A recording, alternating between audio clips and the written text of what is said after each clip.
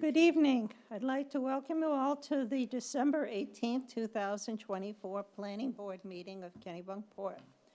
If people want to participate by Zoom, the link is on the website for Kennebunkport.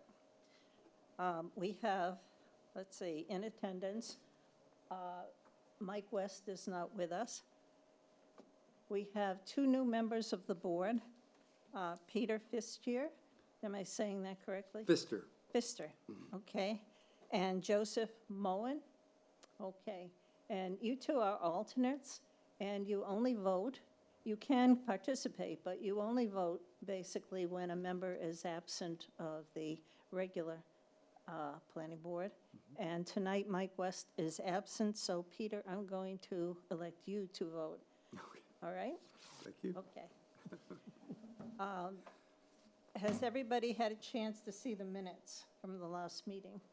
Okay. Yes. Do I have any discussion, changes? No. Okay, like one paragraph meetings. Yeah. Okay. No, I thought she did a good job She does. capturing what she did from what we produced. So That's right. yeah. Okay, then I'll make a motion that we approve the minutes. Second. All in favor? Approve. Ed? Yep. I approve. Approve. I haven't seen the minutes, so Okay. I'm going to abstain. Abstain from that. We have a quorum, so they are approved. Okay. On the agenda tonight, we have one application, 240701, 135 Ocean Ave, Point Arundel Owners Association. This is going to be a public hearing. The applicant is not present except by Zoom. Do we need any discussion beforehand, any summary for anyone? No. No, okay. Is he available to talk if necessary? I see Jan Poirier, and I have allowed him or her to speak. Okay. Have you any statements to make before I open the public hearing? That's you. I do not. Okay. In that case, I'll open the public hearing. We have no one present in the audience, so there's obviously no direct present attendance. Is there anyone out on Zoom with a raised hand? No one other than Jan. Okay. In that case, then, given the opportunity for everyone to speak, I'll close the public hearing. All right, and I'll make a motion to approve this application. Second. Okay. Ed? Yeah, I would approve. I approve. Approve. Approve. Abstain again. Okay. Just a quick question. You said Jan, isn't it Jim? The applicant's name is Dan, but I believe Dan. he's on his wife's computer. Okay, I just wanted to clarify for the minutes. Okay. Yes. Yeah. Yes. Okay. In that case, we have an FOF that can be read. We can read the FOF, yep. Okay, let's go ahead and read the findings of fact for this Okay. application. Thanks, Nadia. Thank you. Thank you. Okay, this is the Kennebunkport Planning Board finding of fact and decision application of Point Arundel Owners Association, 135 Ocean Avenue, Kennebunkport, Maine, 04046. Following site plan reviews pursuant to the Kennebunkport Land Use Ordinance held on the 7th of August, the 16th of October, and the 4th of December, and a public hearing held on the 18th of December, 2024, the Kennebunkport Planning Board makes the following findings of fact and conclusions and renders the following decisions subject to the conditions enumerated below. Findings of fact are as follows. The owner of record is Point Arundel Owners Association with a street address of 135 Ocean Avenue, Kennebunkport, Maine, 04046, lots 3 and 4. The applicant representing owner is Dan Poirier, president of Point Arundel Owner Association per the State of Maine 2024 annual report. Sorry. The property has a street address of 135 Ocean Avenue, Kennebunkport, Maine, 04046. The property is identified as Map 8, Block 1, Lot 3 and 4 on the municipal tax assessor's maps. The applicant demonstrated a legal interest in the property by providing a declaration filed pursuant to the Maine Condominium Act, Title 33, Chapter 31, MRSA, Section 1601-101, and sequence to Point Arundel Condominium. The condominium was created by the declaration dated July 10th, 1973, and recorded in the York County Registry of Deeds, Book 202, page 272. Declaration was amended by instruments as follows. September 10, 1973, recorded in the York County Registry of Deeds, Book 211, page 290. Then September 7, 1999, recorded in the York County Registry of Deeds, Book 9674, page 120.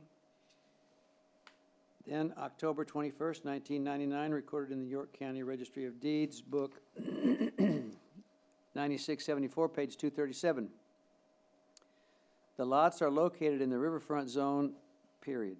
Resource protection zone overlays the edge of the properties nearest the Kennebunk River. In an application dated the 1st of July, 2024, the applicant proposes to place rectangular stones on top of an existing seawall for a length of 70 feet along the seawall in order to provide better protection against wave encroachment from sea level rise and coastal storms. No increase in living space or volume is proposed. The applicant provided a copy of the application for permit by rule from the Maine DEP. Waivers from the requirements of the Kennebunkport use ordinance are approved as follows. No detail is needed for improvements such as roads and curbs. No details needed for the water systems. No details needed for the lighting. No details are required for signage, and no details for the building dimensions since no buildings are affected. Pursuant to the requirements of Article 1010A of the Land Use Ordinance, Guidelines for Decisions, the Planning Board shall approve a site plan application unless it makes a negative ruling on one or more of the following identified findings, which would otherwise compel denial. Okay, A, B, E, F, G, H,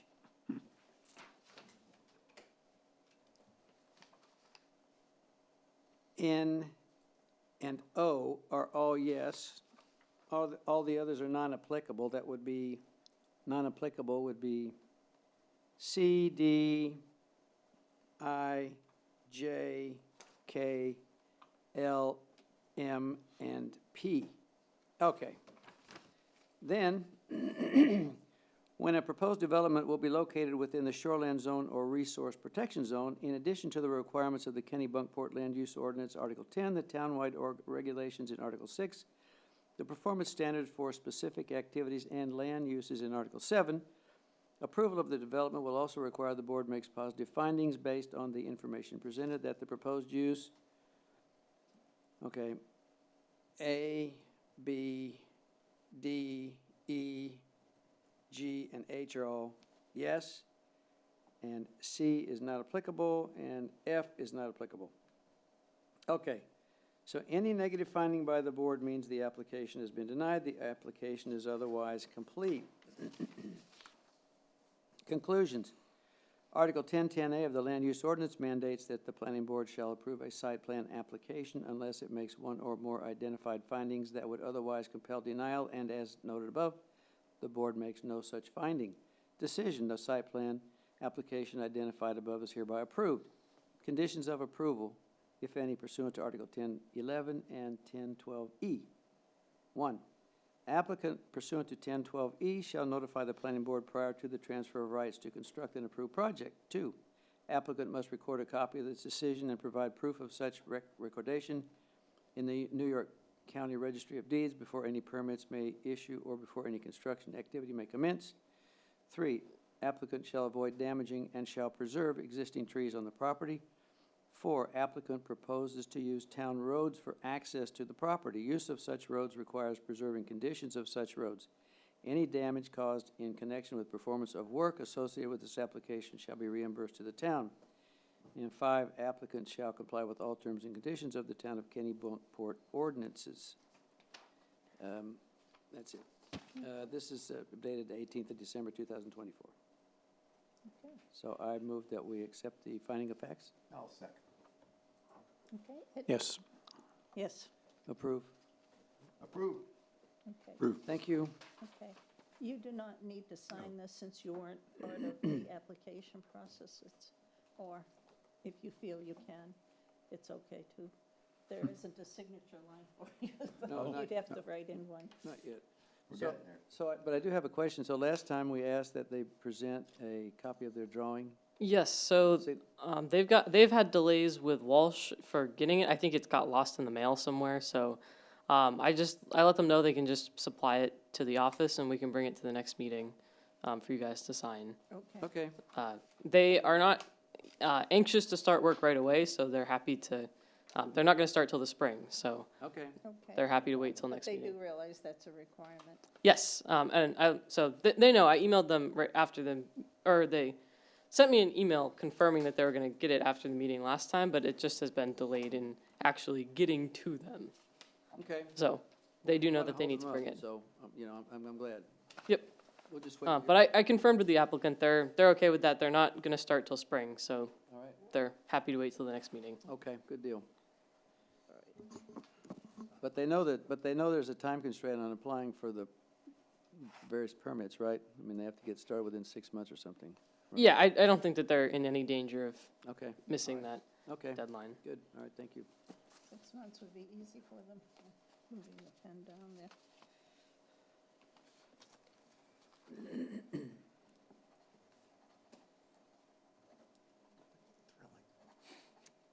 We used to read through each one of Please those, go this way, the lawyer on staff. down to Nadia.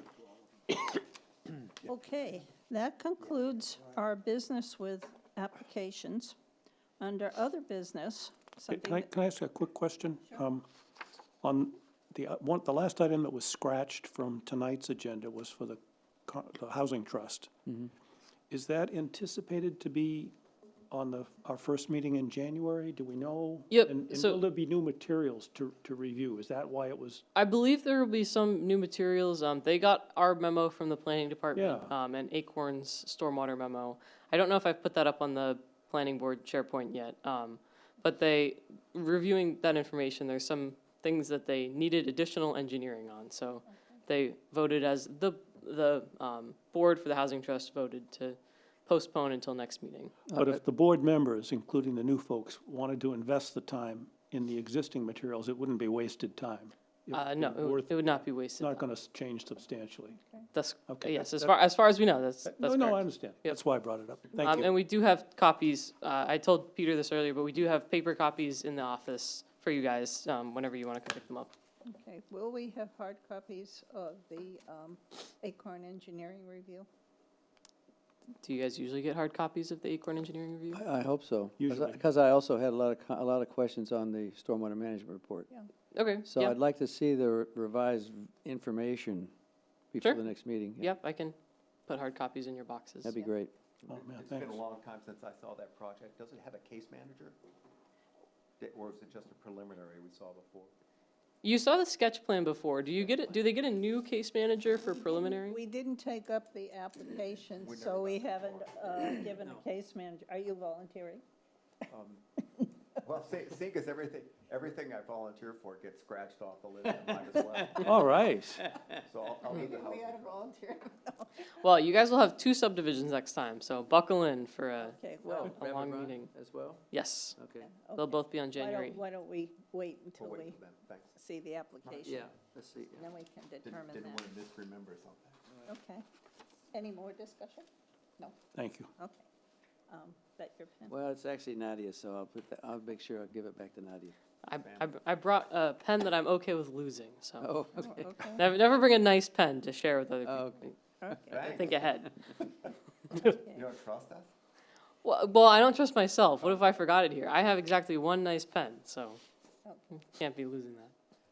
Then I will bring up other business, and there's one item on other business, and that's review planning board bylaws, which we tabled last time because of audio issues. And do I need a motion to bring that back off the table, or can I just bring it back? I think you can just bring it back. Okay, well, I'm going to basically bring it back from the table. And I want to point out that a lot of this you've already seen. Well, Peter and Joseph haven't seen it, okay? But we're going through bylaws, basically. And the bylaws are something that, you know, it takes an amendment and a review to change. So these are things that planning board really needs to follow. They're based on state laws and the Kennebunkport ordinances and the comprehensive plan. Okay. So I put them together as best I can with some changes, but you've seen a lot of this language before. All I've done is pick up the portions that basically should be in bylaws. And I think Galen's made a couple of comments on there, and, Yep, he has a couple, yeah. yes. But I'd like to just try to go through them and see if we can't go through and see if there are any sticking points that we need to come back to. But it would be nice to try to get the whole set of bylaws, you know, looked at and mostly approved. I made a comment in there too. I made some comments on what the MMA, which is the Maine Municipal Association, recommends, and pulling up state laws as well, things that have to be done. Things that, and there are some things in there that don't have to be in there, and I'll point them out, that we can change or we can put into procedures that are a little more flexible.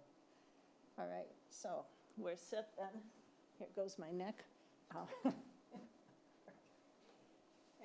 chapter 405 deals with planning board. there, that works too, I sometimes sit. And these are planning board bylaws, and we're amending them to hopefully make sure they comply with all state laws and with Kennebunkport ordinances. Nina, could we have a version that shows what's been struck? Shows the changes? That is this version. That is this version. With So- planning board bylaws, but it doesn't say what bylaws replaced. Rules, just the rules. I tried to put I'm them asking, is there a way to show this as an edit? Because otherwise, we're guessing. It doesn't, I mean, I have a copy of the old one here. It says, it used to say planning board rules and regulations. Right. And this one, maybe that one's easy, but in general, the way we should be, in my opinion, reviewing this is to see what are we changing in section 405. Well, it's not necessarily the rules and regulations. I just pulled from the rules and regulations the things that were needed for the bylaws. I'm sorry, I'm not clear. So, We have an existing document, chapter 405. Right. We're editing it to make it, or to bringing it up to date. The title No. use, No, no? what we suggested when we were meeting is that I go and I pull out the bylaws, the things that were immutable basically because they're based on state law and MMA, Right, okay? And that was going to be separate from what we've done before with the rules and regulations. I'm pulling the language in from the rules and regulations because it agrees with those bylaws, okay. okay? So just to help me get on board, this is no longer chapter 405. This is not replacing chapter 405. This is a new chapter. This is going to replace 405. We agreed that we would have bylaws, and then we might have a section on procedures which were more mutable, which we could change during a meeting if we needed to, I agree with some of what you're saying. okay? In my mind, my simple model is, we have an existing document. We're editing it to make it clear which parts are rules, and we're changing the nomenclature. You're proposing to change the nomenclature to bylaws. And the bylaws are the parts that, right from the town ordinances, it says, the powers and duties of the planning board shall be as prescribed by statute. So this is capturing the things that are what the law says we do and can do and should do. So that part of it needs to be clear. But there's another part of this that the same document, section 524, says the planning board may adopt such procedures for the conduct of its own business and such standards for evaluating the proposals that are consistent with the ordinances of the town and statute. And those parts are the parts I said I would help gather together. But I think both of those belong in this chapter 405. Yes. Well, Okay, this is part of chapter 405. right, so we're gonna keep it chapter 405. We're editing it. All I wanna do is I wanna see the changes that we're making to it as we're making them. And not say, hey, here, I'm just replacing it entirely. I can't do that I here. understand what Okay. you're saying, but I can't do that. It wouldn't do that when I was going through it. It was not doing a normal, It may be helpful for us to, maybe imagine instead of an edited document, that this is a new document that happens to have 90% of its language lifted from the rules and regulations. So if you read over the whole document, instead of imagining that it's been edited, I think just imagine it as a new document that happens to share many similarities with the old chapter 405. Okay, Okay, so this is on your computer, right? Yes. Okay, so if there's a thing that says markup review, what happens if you click on the markup review? Does that show all of the, okay, on, how about in simple markup, can you, does that show? So this is just showing where Nina marked it up when she did it. So Nina made this document and then emailed it to Galen and me to put on the SharePoint. So we don't have access exactly to, like, we can't, I think, change how it was reviewed or edited to show past. So are you tracking changes? Can you punch on that one for a second? we could, Yep, You it's, can- we it's could on. do a document compare for Pete's sake. I think the reason you can't see where it was edited from what was there before is that in order to work with this document, I had to go through and accept changes and get rid of everything. Okay. So you're not going to be able to go back and look at it, because I wanted it to be clear what I was doing in there, Okay. okay? I understand the difficulty. Let me give you an example. I think that this document, when it's finished, is going to contain, maybe I'm wrong on this, but I think it's going to contain the bylaws, the things that are directly derived from the statute, from the town ordinances. And it's also going to have procedures. Or it's going to, maybe I'm wrong on that, maybe it is only going to have the bylaws. And we will have a separate document that won't be a chapter, but it will be a privately held document that is separate. Which is it that we're proposing to do? No, what we were proposing to do was under chapter 405, make one section that were the bylaws, Okay, that basically you couldn't change easily. That's fine. Right? Yep. And then one section that were procedures that were, I'm okay with that. yeah. Then the title of this document shouldn't be Planning Board Bylaws, which has got, Okay, it's both, bylaws and procedures.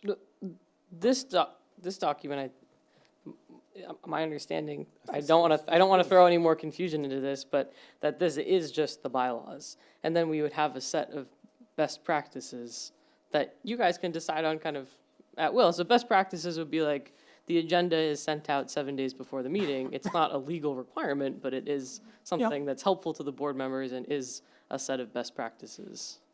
I don't have a problem with them being separate documents, but I want to be clear as to what we're doing here. okay. Well, it's not set in stone that this has to be all of chapter 405, and we can change headings as we Yeah. want. Absolutely. But, you can say chapter 405, 2 sections if you want, and then one can be bylaws and one can be best practices. I agree with that, too. I don't care, I just want to know going in what we're doing. That's okay, but can we just go through the bylaws as bylaws? Sure. Okay. All right. Yep. And I'm sure we can find a way to address the headings that will clarify that. Okay. All right. Okay. All right. Purpose I basically left it the way it was, except for changing rules to bylaws. Okay, as recommended by the MMA, basically. Is there any discussion on that? Because it reads just like it did before. Well, all I said last time we talked about this, and you said that you thought you could address it, was that we ought to capture the fact that these were the bylaws and they were the things that came from the E section of 524, the powers and duties, and the part that we're legally responsible for, and that there was another section yet to come that was going to handle the procedures. I think, Otherwise, people will look at this and say, why'd they change the name to bylaws? Rules and procedures was fine before. I was thinking about that, and I was thinking that, again, going back to headings and so forth, it might be best to have a preamble before either of these sections, and that would be where it would be best addressed, Okay, okay? yep. All right, okay. All right, so So you're going to add a preamble? Is that what you're saying? I'm not going to add a preamble, you're going to add a preamble. All right, I've done my part, okay? that's fine, that's fine. I'm delegating to the vice chair at this point.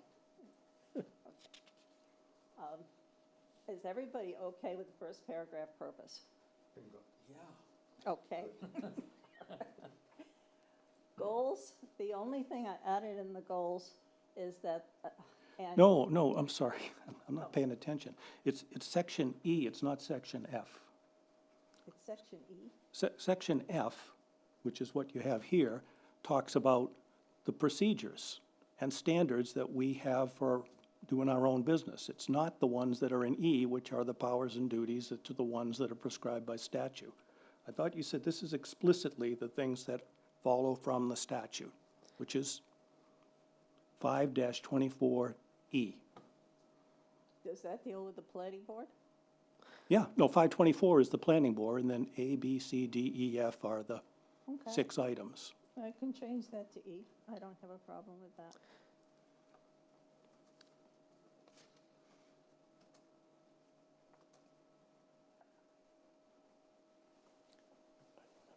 Okay. And I am good with it, too. Thanks. Okay. Wait, so you want to have Nadia do that on the computer while we're, Yeah. so Nadia, can you can you change change that? F to E? Yes. I will capture it. Mhm. Thank you. There we go.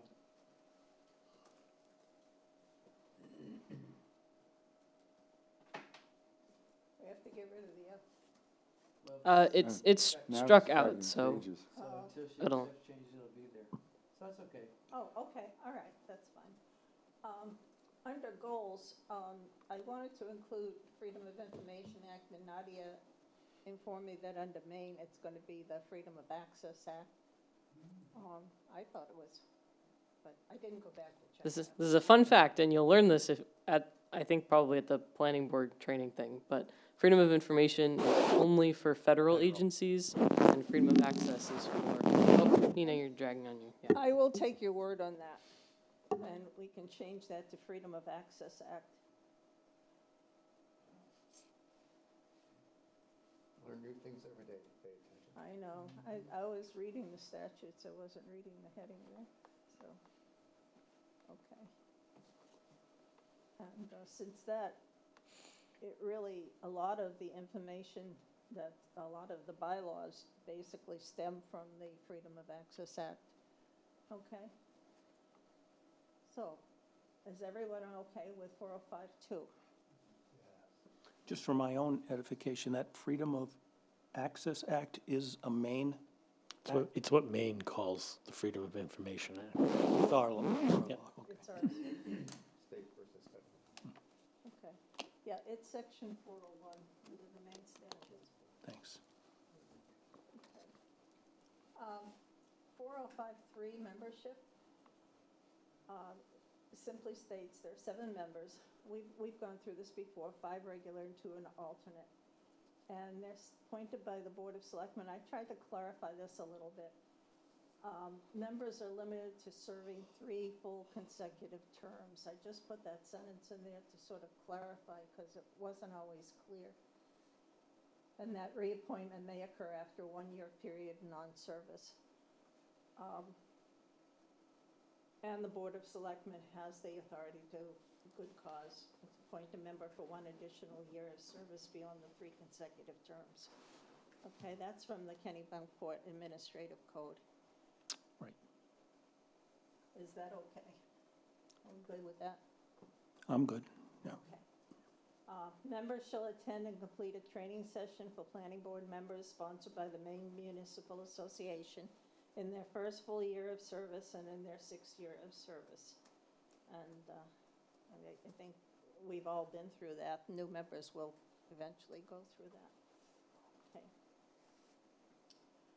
4054, at the first meeting, see, this is where I think we need to look at this. At the first meeting of each annual town meeting, the board shall elect a chair and vice chair from among the regular members.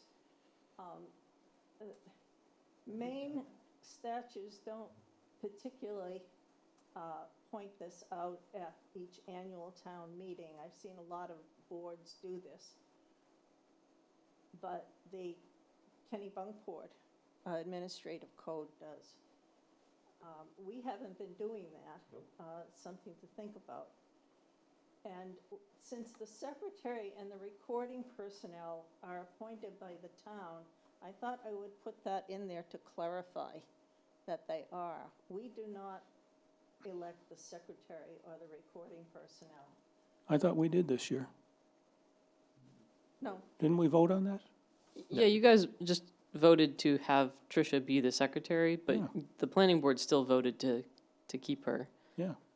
So, I mean, you're allowed to pick a secretary from your members as well. It just happens to have always been a secretary that the town has hired. Which has been great. so do you want to leave it as appointed by the town? Yes. Do you want to separate that out? I'm sorry, you're saying leaving it. Was that in there before? No. You just added that. I added that. What it said is that the board basically shall elect a chair and a vice chair and a secretary from among the regular members. But we don't elect the secretary from the regular members. So I'm trying to, and So I'm trying to. the separate- administrative code directs that the planning board shall elect annually from its membership a chair, a vice chair, and a secretary. Right. So, Seems to me that that's what the rule is.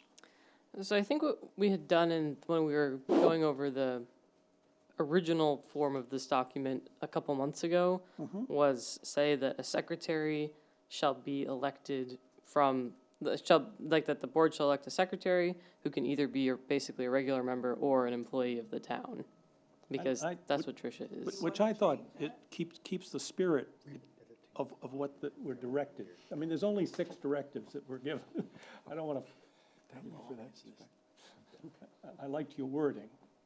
Do you want to leave the part about the recording personnel? I don't know if we really appoint them so much as No. hire them to do town so. appoints them, we use them. And I don't think it's a rule or, that's more along the line of the things we do to make our life easier. Well, It's not a law. except that the statutes do indicate that video recordings can substitute for minutes. That's why I have that in. I want to make it clear that if the secretary didn't work at something, didn't show up or didn't get to the Yep, minutes, yep. that we have minutes, we have the video recording. Mm-hmm. Yeah, and it goes to that freedom of access Exactly. tree that you're Exactly. talking about. So it's required, the minutes are required either one way or another, either through the secretary or through a video recording. We do both. So my thought would be to leave that addition, Nina. I like that idea, but I think that I like Nadia's thoughts about the wording on the secretary, that the, or an employee of the town, from its She's membership, writing, she's or writing. employee of the town. Just putting it up there. I'm watching Yeah. her do it. Oh, And that's fine. Okay. And that would satisfy me. What does everyone else think? So we're basically electing Patricia. That's what that's saying? We may, yeah, we're allowed to do that, The town because offers Patricia. if as for an some reason we alternative. decide we don't like her in the future, then We could do it you could do it. Or if she retires, maybe, Yeah. or she doesn't want to do it. Right, Okay, that's good, yeah. okay. Now, recording personnel appointed by the town When may you say also record- record. That's audio-visual personnel. Yeah, they're kind of shifting, maybe we could get a different organization. And I think the fact that it's personnel or not personnel, or, I think it's the town has taken on the responsibility of, And it's not of providing video, the recording. and it's not just the personnel, it's the audio-visual, Acco- recording, Yeah. capability. That It's the capable. whole, it's Okay. personnel and equipment, both. So I don't think it has So to be a what if- person that's called out. what if we just say the town is responsible for recording meetings? Yeah, Yeah, Yeah, okay, recording proceedings, yeah. Okay, sounds good. Much better. yeah, I wouldn't have thought to capture that, but it's good.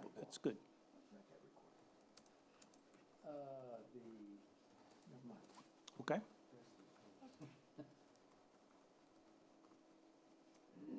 Do you want to leave in the part about two co-chairs? You don't have to, but on many boards, they do elect co-chairs. I'm, You can take that sentence out. I'm not in favor of it. no, Okay, We haven't found it it useful. hasn't been done. but we do elect the chair and the vice chair, Yes, right? Yes. So Yearly. that part needs to be in there. It is, it's up above. Oh, okay, there we Okay. go, all right, okay. Okay, so that section then reads okay. Okay, good. Chair, I haven't really changed this very much. Be responsible, fair, orderly, efficient discharge of the board's responsibilities. Whenever present and eligible to vote, serve as the presiding member at all meetings and hearings, except when another member has been designated as a presiding member. Designate a member to act as case manager of each application received by the board. Now, this is not something that's in the statutes or MMA. I left it in there because we had put it in there. Okay, It can go into procedures if you want. But we do So, this on a regular I think it's basis. fine. I don't think it's overly restrictive. Okay. Oop. All right. Seek to maintain closely Me. liaison with the Selectman Town Manager, Department of Planning and Development, and other appropriate boards, committees, and officials. Ensure that all persons entitled to address the board have a fair and reasonable opportunity to do so in public hearings or through written submissions. Seek active participation and involvement by all members and ensure that members receive appropriate training and are supplied with appropriate materials. We can take out the part on co-chairs if you want, since we're not having any. I think Makes sense to me. Yep. the vice chair shall Those assume the be- powers and duties of the chair when the chair is absent or not voting. Okay, now, Gayla went down there and, indicated lumping an officer position with video recording responsibilities. And I was just trying to, collect the idea that we have two systems for recording minutes. So this can be changed in any way you want, as long as we understand how minutes are, you know, who's responsible for minutes and records and the retention of the minutes and records. I guess I would suggest that our edit previously saying that the town is responsible for all recording proceedings, Could be the- I would think covers that just fine. And that puts the onus on the town to make sure that that's all handled And if properly. if we want to embellish that with procedures as technology evolves and so on and so forth, and we add to the staff immeasurably, you know. Mm-hmm. Yeah. You're nodding like, oh, yeah. You want to say audio-visual? Yeah, I think we should. I'm sorry, say it where? Secretary, and I had said video personnel, do you want to say audio-visual personnel?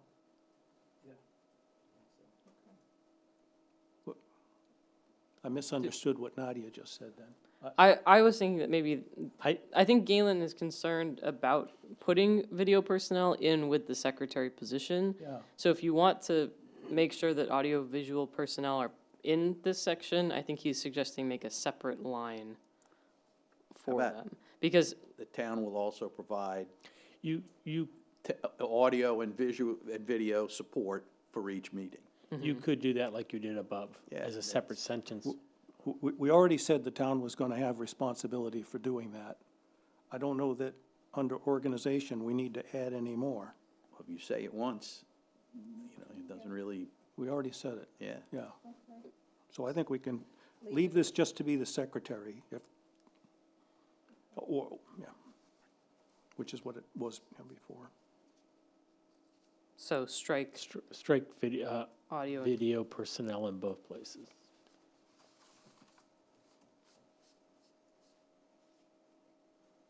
Well, then you need a separate line for the audio-visual because they are responsible for records. But I thought we already talked about them up above. What did we say up above there? You, organization, The town is responsible for recording proceedings. period. Okay. So I think if you wanted to add in a separate line item, like if you're not comfortable with completely removing audio-visual from this section, I think we could add in a section D that just says, again, the town is responsible for maintaining accurate recordings or something like that. Does the town store the audio-visual? Yes. Then let's leave it out. Right? Because technically, the audio-visual guys behind us are not officers of the planning board. Right. And this is dealing with officers of the Opposed planning. to Exactly. The secretary. Right, well, secretary is an officer, and I was not, right, so I think I would strike it, because you already dealt with it, the town was responsible up above. I agree with striking, it, but maybe if you just add the word "and maintain" to Up where above. up above, so it says that the town will record audio and video and maintain. Recording and maintaining. Yes, proceedings. recording and maintaining audio and video, and Be okay that with that? covers For you. recording Recording and maintaining, there you go. and maintaining. And that Good. shows where that's stored. Yeah, and then we've said it. Okay. And then we can get rid of the audio-visual down. Perfect. Okay.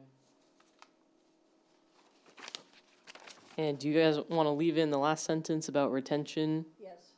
Okay. Yes. I would say to, I guess if the records include things like the videos, I would maybe say is the responsibility of the town, because the planning and development department doesn't specifically manage like the recordings, like the actual name a year from now. video recordings. So I don't know if that matters. I don't want to gum up the proceedings here. But is this redundant from what we already had before? Yes. Is this? Well, I think the point of this is to say that we're responsible for the minutes. So I guess I just didn't know if records and minutes are kind of meaning the same thing here, because that's what the secretary is preparing. Well, the minutes are a record. You've got me questioning now. What is it we said earlier? I thought we had it covered Yeah, I thought so too. here. It says, Let's see what we said, retention of the records and the minutes is the responsibility of the planning and development department. which we're gonna change. Okay. to- Then Oh, then no, I no, feel look up above, Yeah. please, again. If we could just, The town is responsible for recording and maintaining recording of proceedings. that's it, I don't think we need anything farther down, farther down is But now you have me worried that says, but we don't know who in the town? Well, that would be up to the town. well. I think I was just confused about the records Well, part we as say- well. So yes, we specifically do maintain the minutes. So I I think I feel clearer now on what the records part was meaning, so I have no issue with this personally. No, I think it was a good question, because I was making the assumption that the Planning and Development Department was the arm of the town that was worried about both aspects of this, both the minutes and the audio-visual, and if someone else in the town had to do the work, that they would be monitored and Yep.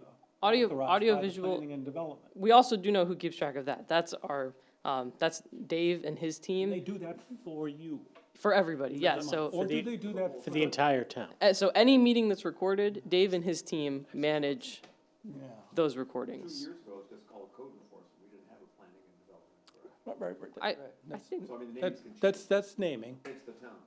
But as a practical matter, if we, the planning board, said, you know, we'd really like the audiovisual department to do something different, add this feature or do it more often or less often, we would go to the planning and development, with the planning department, or would we go to the audiovisual department, or would we go to the board of selectmen?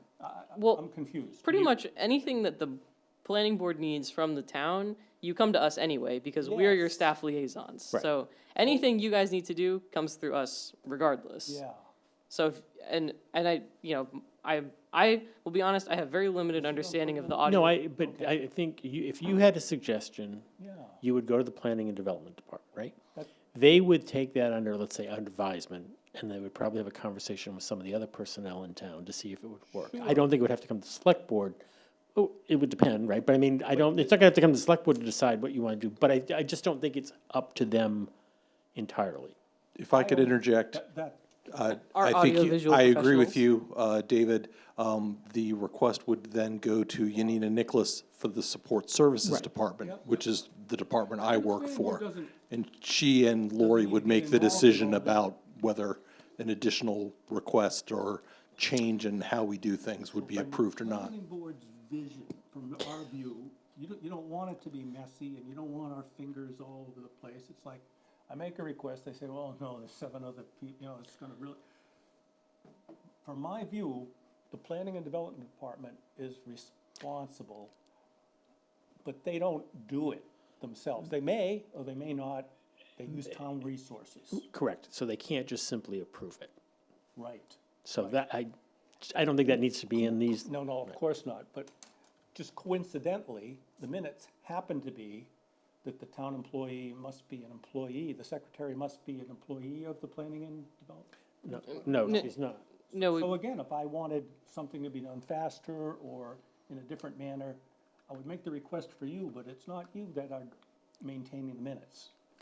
It's another town resource that's maintaining. well, I think it's, like, again, I don't want to gum us up more, but we maintain the minutes, as in we keep track of them and we keep them in our little binder, and I upload the minutes to the website and I put them in my Yeah. planning board binder. Tricia sends them to us, you guys approve them, and then I do everything Right. else with them. But you don't prepare the minutes. I don't You ju- prepare you- the you- minutes. So there is someone else No. in town who does that. Yes. And that's a Yanina decision. Town as to does the who minutes. Right. If I The can town does the simplify AB. this. Yeah, it would be great.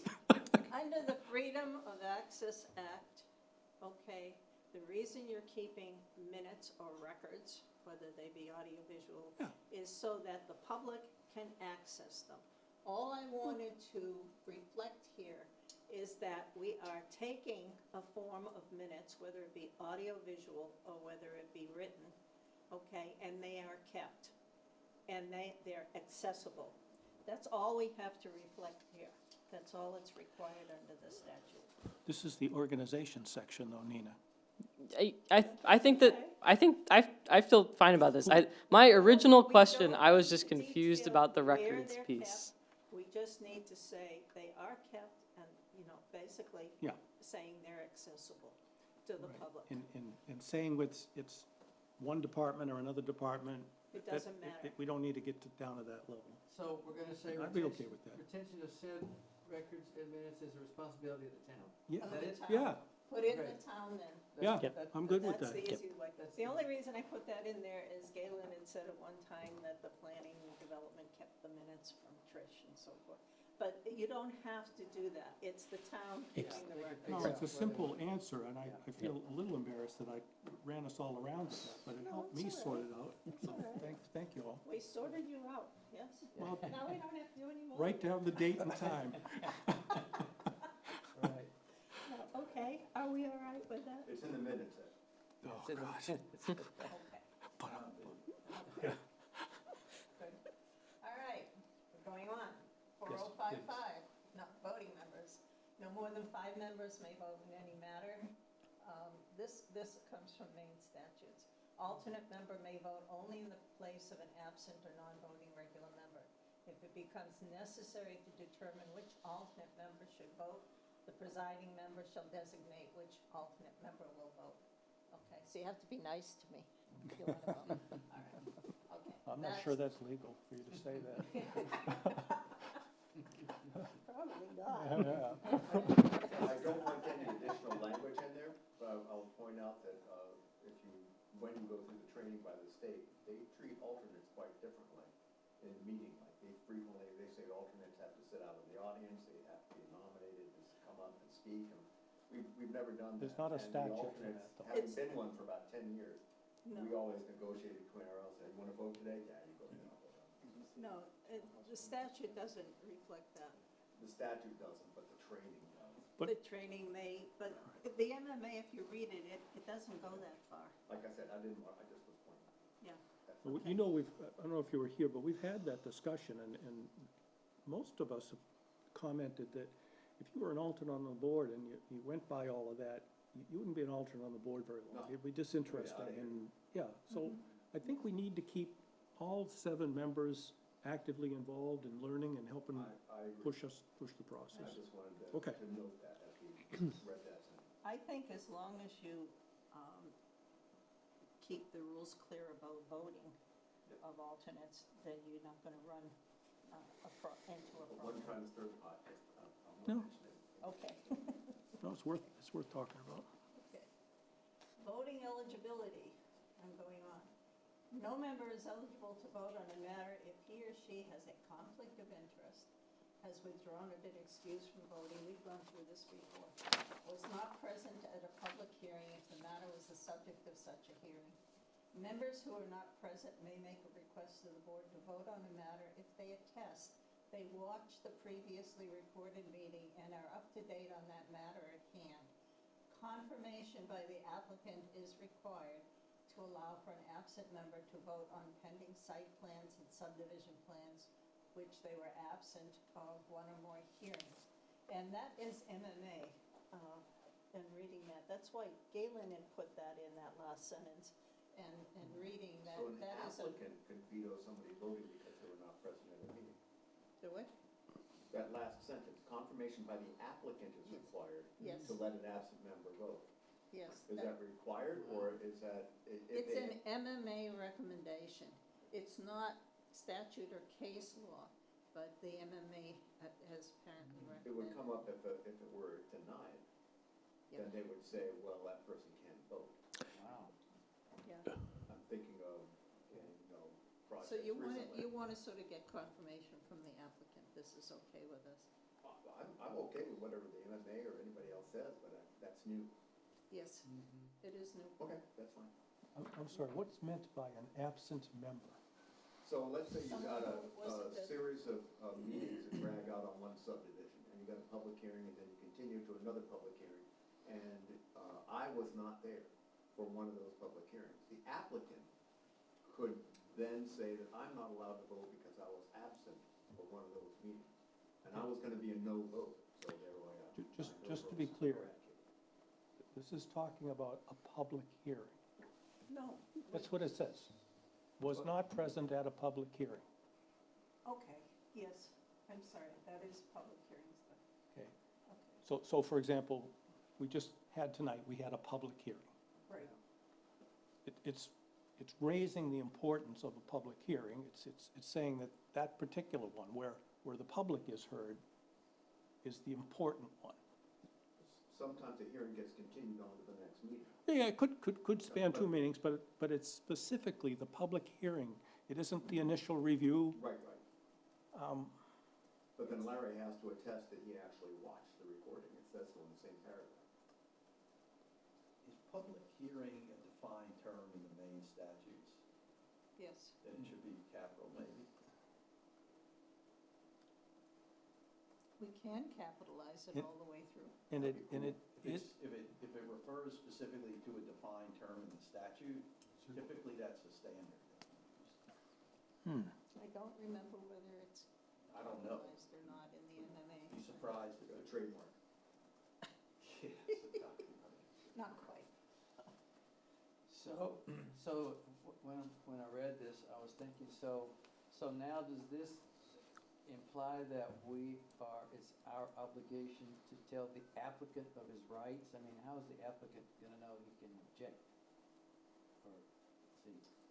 So Yes, who's- it so- would be, if you came to a continued public hearing, having been absent from the meeting before where there was the first part of the public hearing, okay, and you're a regular member to vote on it, even though you've been to the application and voted on whether it was complete or not, yes, we would ask the applicant, is it okay for this regular member to vote? And you would basically attest to the fact that you would watch the video Okay, of the public hearing. so it'd be on a case-by-case basis? Yes, If it were an instance where we were going to deny an application, someone could use that Yeah, in Yep. an appeal process. yeah. that's right.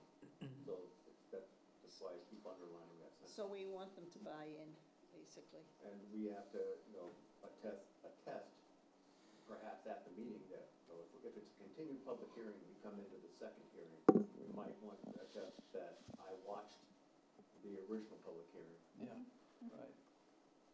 Okay. And that I would think be, you want to make sure that gets done at the beginning of the meeting, not at the end of the meeting. Before any vote. well, at the beginning of the public hearing, Yes. for sure. Yeah, the beginning of the presumed public hearing. And bringing up that application. Yeah. But I Get the think, sign off. I think you're right. It's on a case by case because the applicant may be perfectly fine for you to vote if they think you're gonna vote in your favor.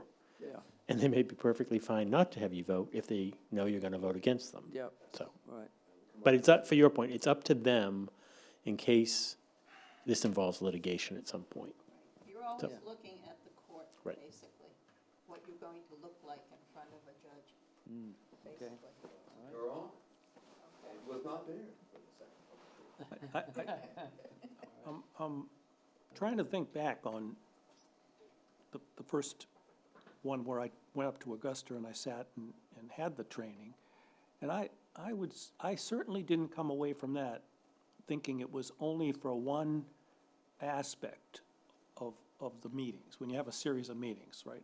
In our case, we typically have an initial review, maybe a continued initial review, then eventually we have a public hearing. But if I don't attend the first one, the initial review where the person lays out all of his case and I come to the second one and we vote to say it's gonna be complete or not, shouldn't I be able to, and shouldn't I attest that I have a basis for saying that I've read the materials And watch the video. and that's the impression that I We have can add lodged in my. that, we can do that if you want. Well, I don't want to be turning to the applicant for everything. No. That one troubles me. But it seems to me that at the discretion of the chair should always be asking, I'm going to have someone vote on this. Have they been either present or will say, for the record, that they are up to date That's not on what the this? sentence says. It says confirmation by the applicant. I know that, and that's I didn't really catch before. The Maybe applicant it wasn't sitting there in the audience, before. And they now have to confirm, were you at the meeting, were you at the meeting, were you all at the meeting? So Okay. our existing 405, I don't think has that. No, I this is think new. this is Galen added being this. proposed to be added. Yeah, It doesn't come from the statute, it comes from a recommendation by the training and advisory group. So, we take a roll at the beginning of who's here, but the applicant would then, a wily applicant who knows they're going to be denied would then have to go back and see who was at the meeting back in July and then in October. And what was their disposition? Yeah, mm-hmm. I don't know, it's in there, it's just, it's peculiar. I just, But that would come out on appeal presumably, right? Yeah, And so the question you're grappling with is it the applicant that has to confirm this at the beginning of the meeting, or is it the board that needs to set it up at the beginning of the meeting? This seems to lay that on the applicant. Yeah, we discussed what I'm that worried when about. Galen brought this in, when Galen brought this sentence in, and I questioned it. And he said it was the recommendation of the MMA. And the MMA basically are a group of attorneys that we often turn to for advice on this. They work on the Board of Appeals quite often, and they see these cases go through. And this is their recommendation, to get the confirmation from the applicant. we have rarely had a denial, That's right. I mean, rarely. And so therefore, our appeal process is probably nil. There was that dock. There are plenty of Kennebunkport cases in the record, believe me, from planning boards past. No doubt. We've had applicants withdraw. Yes, yes. Can I make one wording suggestion then? Why isn't it confirmation from the applicant instead of by the applicant? I like that. Well, we can say that. That was just Galen's wording, but we can say from the applicant. Okay, There you go, problem solved, thanks. all right. Any more discussion on this? Nope. No? Okay. I will go on. Conflict of interest. A member has a conflict of interest if the member or any person in the member's immediate family or any employer, employee, organization, or coworker of the member has any financial interest or is closely affiliated with the organization presenting direct or indirect the matter before the board, or has any ownership interest in land abutting the real estate that is the subject of the matter before the board.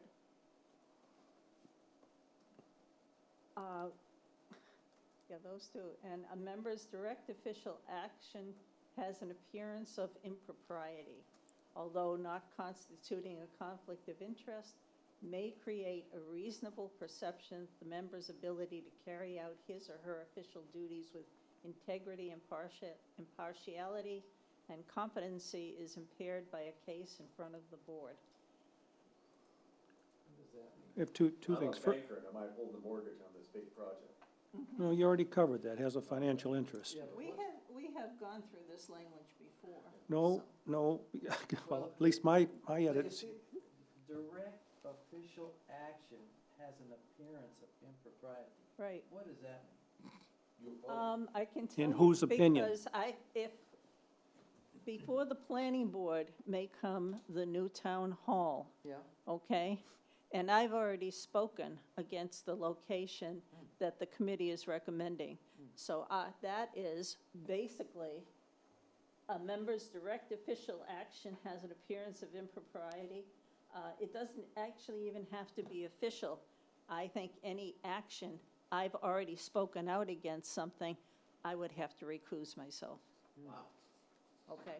But you didn't speak in an official capacity, did you? Well, I spoke as a member of the public. No, that's not official capacity. That's my point, see, so. It doesn't make sense. It specifically That talks about language- official action. Do you want to take out official? Well, it No. doesn't make- Yeah, I'm sorry. I'd like to strike the whole paragraph. It doesn't make sense, well, appearance of impropriety, yeah, that's a pretty blanket legal term that are in a lot of bylaws and corporate chart, but I don't understand the direct official action, because Yeah.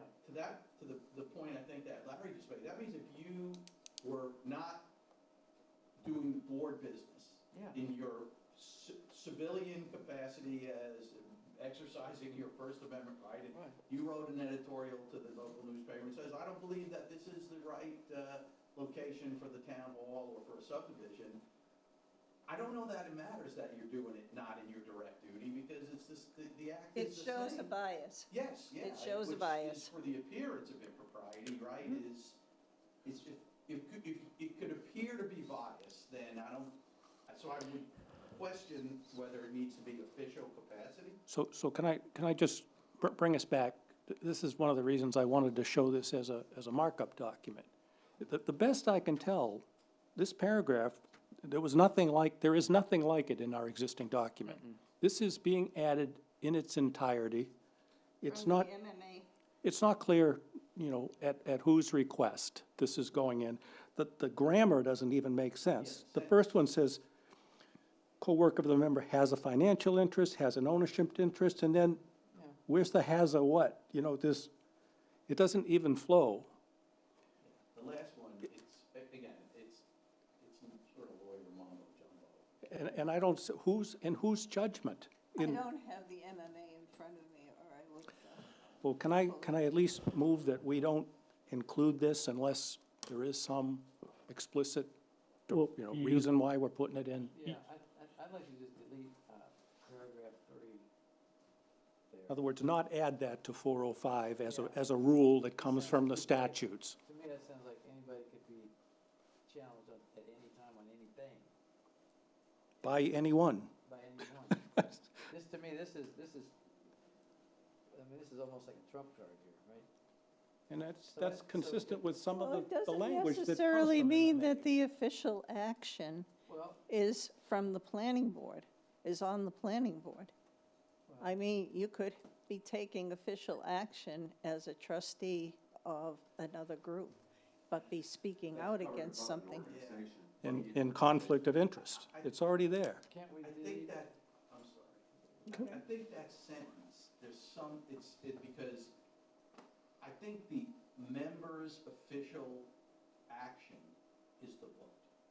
I think that's what it's trying to get. Oh, Oh. That your official action as a voting member may, even though, may have an appearance of impropriety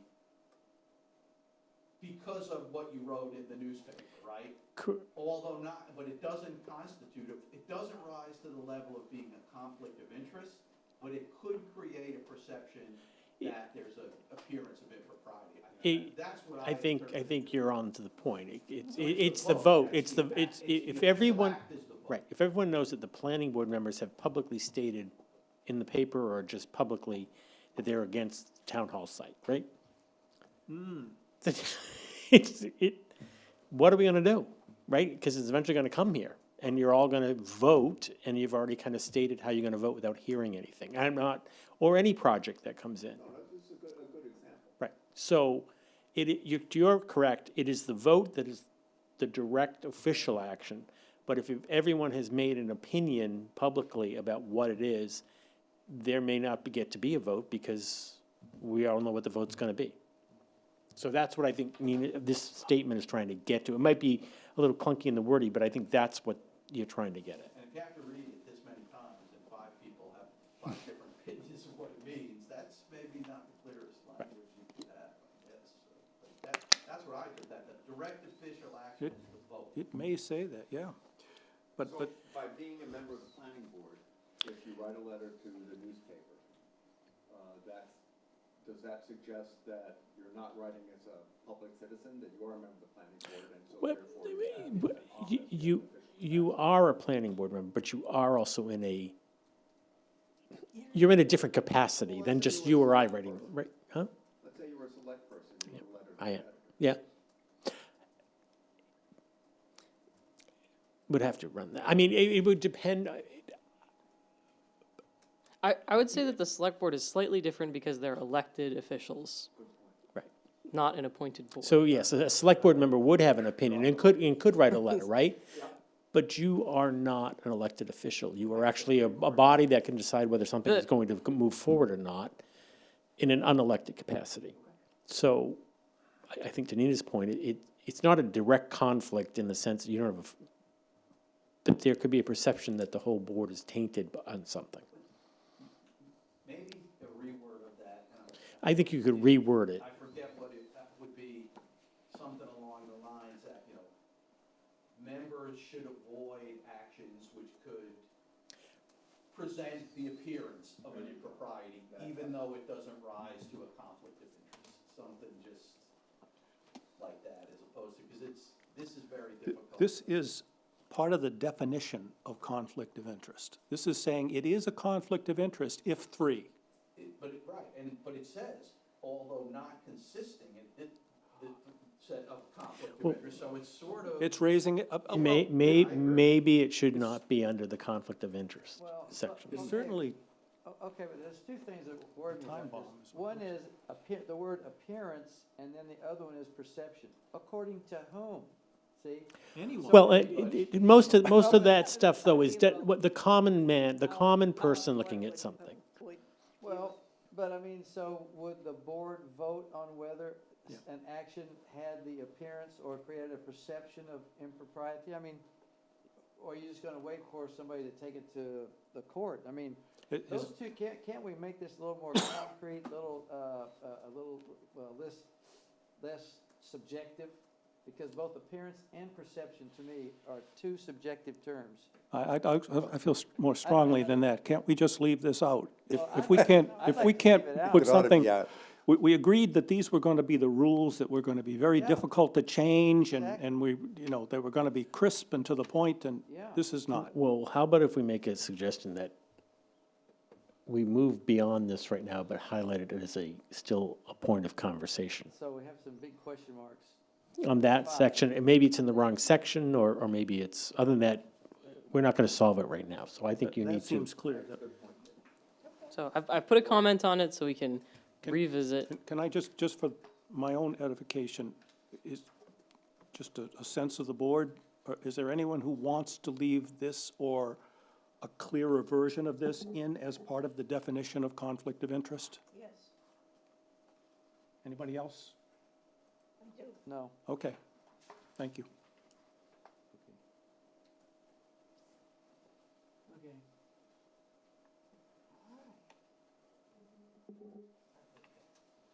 But you'll think about it. I think this section C might actually address more. some people's concerns. I want to leave it in. I think our next section might actually address some Some of it. concerns here. Okay, The next section. the next section. C? Yes. All right, Okay, where are we? C. See, withdrawal. C. Yeah. Okay. Withdrawal from voting and participation. Members are encouraged to withdraw from voting and participating in discussion, even if no formal conflict of interest exists, if there is reasonable possibility that the public might perceive a conflict or otherwise question the member's impartiality. That's even more that may- strict than the sentence above it. No, it's encouraged. It's encouraged. It's not required. But even if there's a perception, the other one was an official something or other. Anyway, I think that all of That's these- already in the document, is that, I mean, the wording might have changed a little bit, but These C are is very- already there. These are very important. I've never seen anybody recuse themselves, I don't think. Maybe you did one time. Has everyone gone and seen the Kennebunk, boards? Dislike the person and his actions very much, and I withdrew from that. Yes. Has anyone gone and reviewed the Kennebunk boards? Basically, they removed one of their members for a particular site plan That was gross. plan review that they did for the monastery. That was about the And monastery. that's right, and what you had was a board member that had written and spoken to, and I think in writing, told the applicant that they would not, this is before the hearing, would not approve it unless the plans reflected some other aspect that this board member thought it was important. He came up with his own plan and started going ex parte to people outside of meetings and trying to push this plan on them, and suggested to Walsh, basically, that he might not approve the plan. So the reason I brought that up is that there's a sense of this item 3 in that whole thing, and if you want an entertaining and somewhat frightening You should watch it. session, you should go watch it, and it just gives you pause. And they handled it. They handled it. It was extremely awkward for all involved, but they handled it, and the board, did what they felt was the right thing, and then, of course, it was written up in the newspapers. They I told avoid all the people. But before we continue discussion about section C, I think it would be beneficial to review section D as well and review them together. I think that's smart.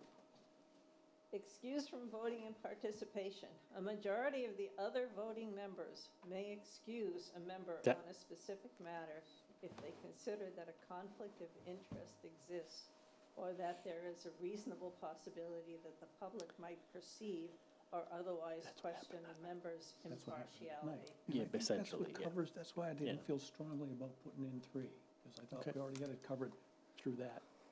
So I think we have good checks and balances here where we trust you guys as members to say, I feel really strongly about this subject already, I'm not gonna vote tonight. But if for some reason that doesn't happen, your other members can say, we've heard a lot from you in public comment that you feel strongly about this, and we don't think that you're a suitable member to vote tonight. What about this letter to the Several editor? avenues for it. What? There are several avenues where someone Yeah. can be excused from voting and participation. One compromise would be, and it would give it sort of a word diet on the document, too, just, if you just added the term appearance of impropriety to C and D, right? That would You're saying, and cap- maybe let go of 3. And let go of 3. That sounds good. You may want to do that offline if, if you want to reflect on it more, though. Because that way you capture the idea of the Yeah. appearance of impropriety as well as the conflict of interest. Because otherwise question the member's impartiality. That's basically a wide open standard, so. I like that- Appearance of impropriety would be. I like that it's already been in the document. We're not introducing a new one, but we're sort of clarifying it, and there's even a case we can reflect on that recently had that. And it keeps it in the board's purview.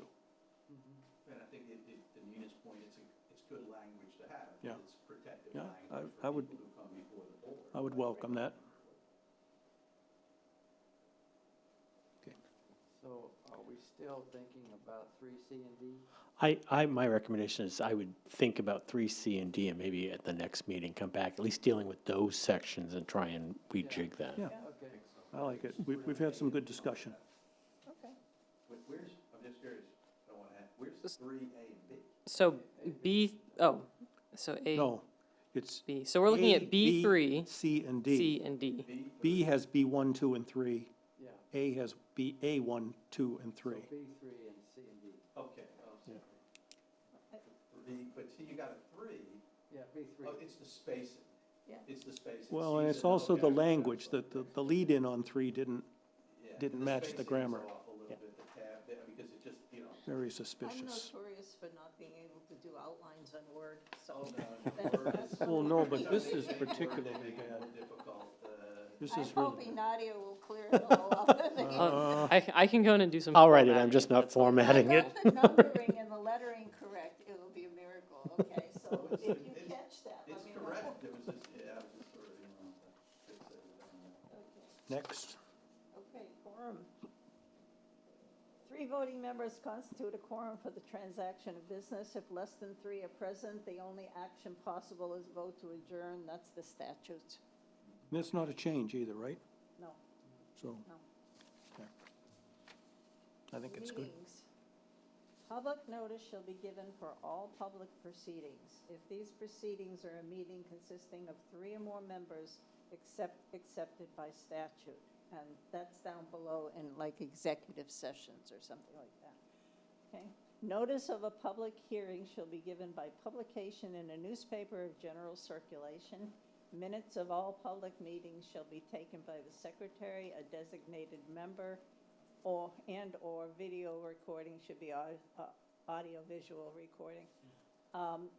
The designated member is something that, can be used if your secretary isn't around. This is, statutes and MMA. Is it published in a newspaper? Yes, it Yes. has to be published in a newspaper. Kennebunkport. Is it in the Star? We send it out either in the Kennebunk Post or the Press Herald, whichever one is available, basically. Certain things still Nope. require newspaper No, that's fine. publication. So for public hearings, we send out certified mail, abutter notices, and the newspaper publication. Okay. So Nadia, I think there should be audio, video, That's cool. Audio, video, yeah, Video. the video. I probably said visual. AV recording is not just video, yeah. There you go. Okay. public drinking water suppliers must receive notice Can of we, an, can we not just leave that for just a second? okay, Public notice should be given for all public proceedings. right. If these proceedings are a meeting, unless accepted by statute. That's not a rule I would know how to follow. I thought the whole point was so that what was required by statute was captured in this document, so that the people on the board knew what we had to do. This says, well, unless somewhere in the statutes it says otherwise. This is what the statute actually says. I'm just saying that that's not helpful. I'm curious, Nina, when you were reading the statute, is there any example other than an executive session where you would not need to send out public notice? I looked for it and I didn't find one. It just said accepted by statute. And I didn't know whether to put in, executive session, because we never do anything. We never even hold an executive session. I know the Board of Selectmen does, but I don't know if there are any other meetings that have to be confidential. Executive sessions are very specific to what they can discuss and the fact that they can't vote on anything. And they don't need to have a public notice. Yeah, no. Well, they do have a public notice, but the public is not invited to them. There's no open hearing or anything. No, this says, public notice shall be given, and you're suggesting that it doesn't have to be given for executive session. Yeah, I think for executive, we still give a notice. Maybe it doesn't have to be, but. To my point, I don't think we can follow this rule as it's written, because we don't know what it means.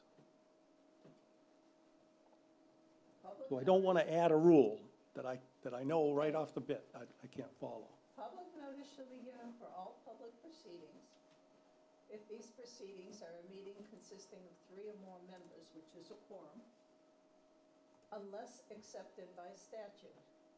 What is it about that you don't understand? The legislator steps in and says the Kennebunkport planning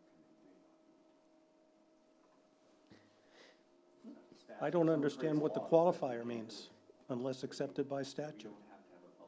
So staff can do some research into Yeah, that what might the be- statute actually says, if that Thank you. would be helpful to people. If it's referencing executive session, Yeah, if there's then just you if can there's use just the the one word thing, executive yeah. session.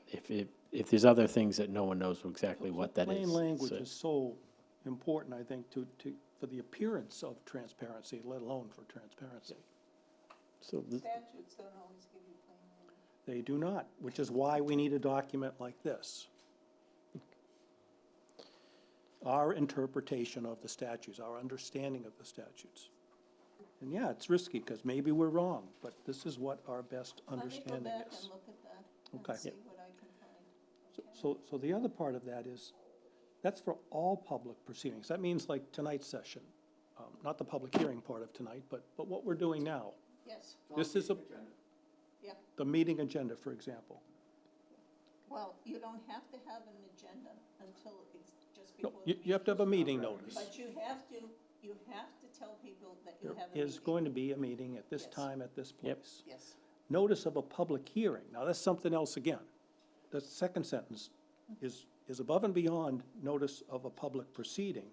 Now we're talking about, and they did capitalize it, public hearing shall be given by publication in a newspaper. So the first one, the public proceedings, didn't have to be in a newspaper, or is the public notice? no, the planning board, notice of the planning board, a meeting does not have to be in a newspaper Ah. general circulation. Okay, Except, I think we do that once a year, we tell that there are planning board meetings. And you kind of do a schedule. You have to do a schedule, yes. we're not prohibited from putting it in the newspaper, but the requirement is that we give notice, But a but a public public hearing has to be, hearing has to be in the newspaper, okay. okay? And then the minutes of all public hearings, we said we were gonna capitalize those, shall be taken, so we do minutes, we said we were gonna do minutes of all public hearings, of all public proceedings, not just of public meetings. This is suggesting that only the public meetings are taken by the secretary.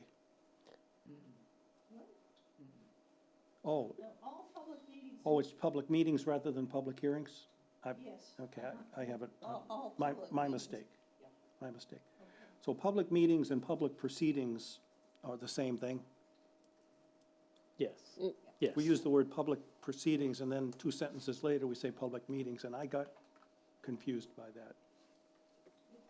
Yeah, well, we're defining the meeting as consisting of 3 or more members. So you have to have minutes, you have to have minutes of all public meetings anytime that you have 3 or more members meeting. Right, and it could have been a public hearing, it could have been just a public meeting, but they're all proceedings. Exactly. Okay. Okay.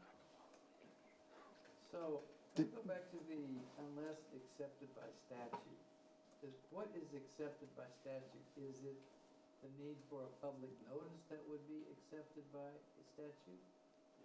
Or is it the meeting that would be accepted by public statute?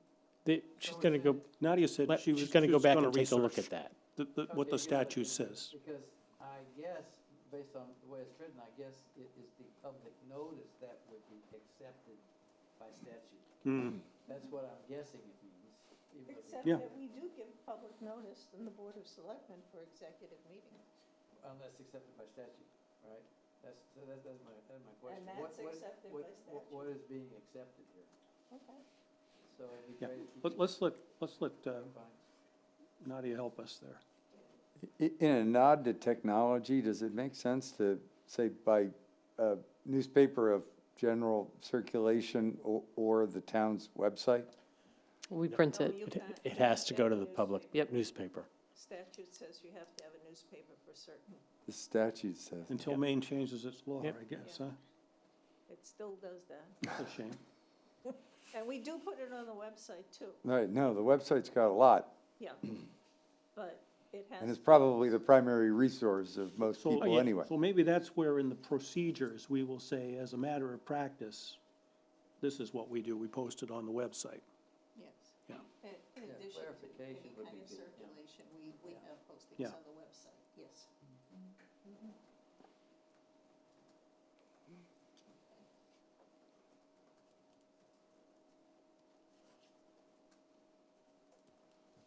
Okay.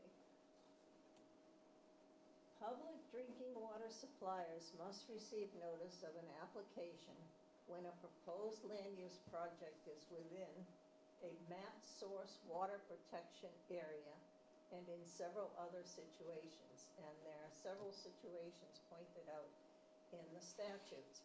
I didn't know if that applied to us or not, so I looked up what was a water protection area, and we do have some. Down below, I put in notes, Branch Brook Aquifer Protection District, the Kennebunk River, and the Mousom River. And we have not looked at that when we've been doing applications. In fact, well, I don't want to go into an application that's coming up. But there's one close to the Branch Brook. I'm saying my same comment here is that I'd like to see us make this into a rule that we would be smart enough to follow. And this here is like, I would just read the main statute and say, I wonder if that applies to me, and what do I do about it? What exactly are we gonna do when I'm within 250 feet of the Mousom River, or are we gonna say, That's a good question. You have to look at an application to see if it's in the Branch Brook Aquifer Protection District. And I suspect with the Kennebunk River and the Mousom River is the resource protection area, but I don't know. It's not Right. something DEP. So I- Well, that wouldn't always be DEP involved in an application. Yeah, so apparently they do need notice of an application. And that's something we've never, I don't think the planning board has ever done, has ever looked at while we've been on it. So, No. so when you say public drinking water suppliers must receive, okay, who is gonna send the notice? So basically, somebody's gonna send a notice to them that they have to have an application? What is actually going on here? Who is doing what? who's doing, right? Yeah, That's because, the question, is who's gonna send the notice? yeah, it's right. Who initiates this? So- How do we know that they need it? Well, it's up to the applicant to get a DEP permit, to Yeah. realize they need a DEP permit or an ACOE permit, Right, okay? yeah. Or a wildlife protection permit. And so I'm assuming it's up to the applicant, basically, to know whether they're in a water protection district. And I'm not sure we have that in our land use ordinance. I don't think so. I'm gonna suggest that we, put a bracket around that sentence, because I don't even think it belongs In the right meeting. underneath public notice. No. That's like notifying an abutter, It's not, it's something else. not clear to me it belongs in the planning board's. Well, um, and this all sounds like a new type of application as well, right? Is it gonna be a new form of application? Is that what we're saying? Is that what we're getting at here?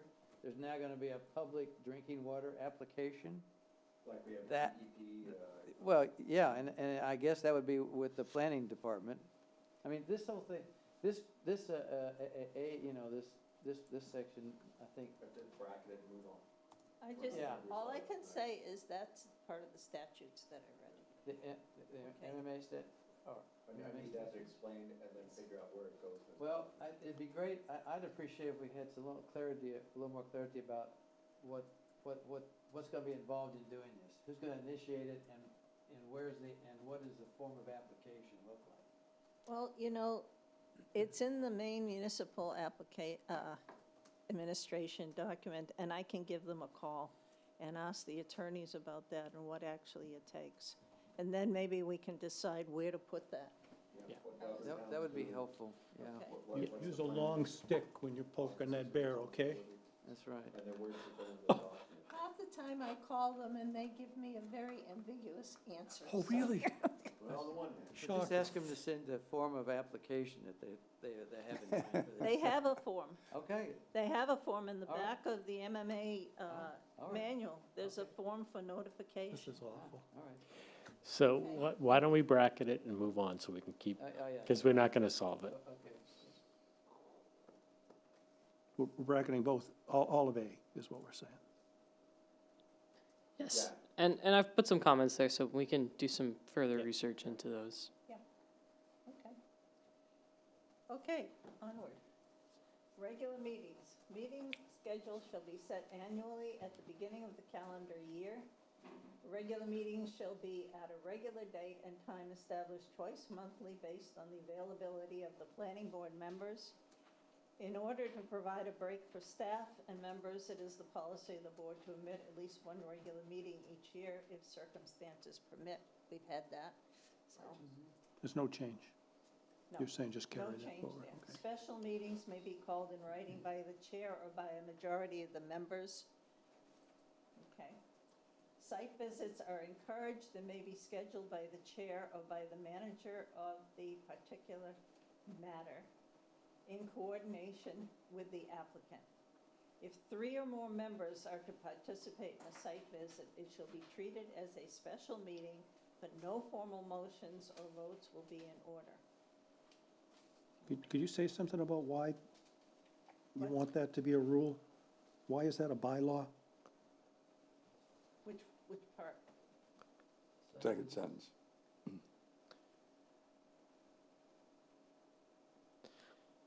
This is from the MMA, I'm pretty sure. when we've done sidewalks, it's been called to order, we have a meeting, Right. public tries to jump in, and we have to tell the public this is not a public hearing. Site visits are encouraged, okay? And may be scheduled by the chair or by the manager of a particular matter. What does that mean? That'll be the Case manager. You want to just say case manager? The document earlier Well, says yeah. manager, but you could say case manager. In coordination, okay, now I understand. I didn't know who the manager of a particular manner was. I like this way. 3 or more members are to participate, okay. Okay.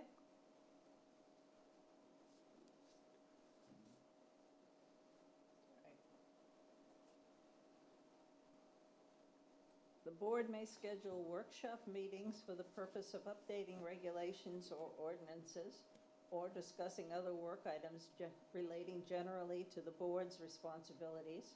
Likewise, the board may move into a workshop during or in addition to any regular or special meeting. I'm not sure that workshop meetings are considered accepted by statute. I think they still are public meetings. Okay, but I could not get clarification. When we've done workshops at the end of a meeting For like this. we don't go out of official meeting, we're still in the meeting. Yeah, Correct. well, you could go either way.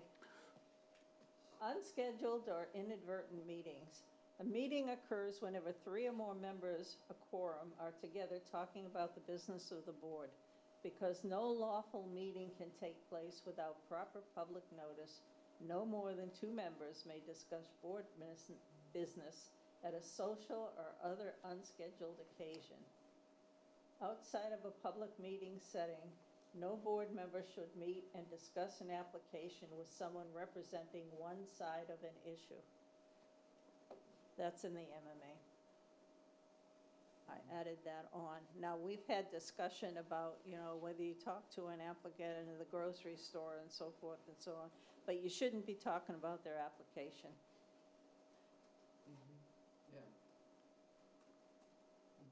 What do you mean, shouldn't talk to anyone? No, not anyone, a representative. Okay.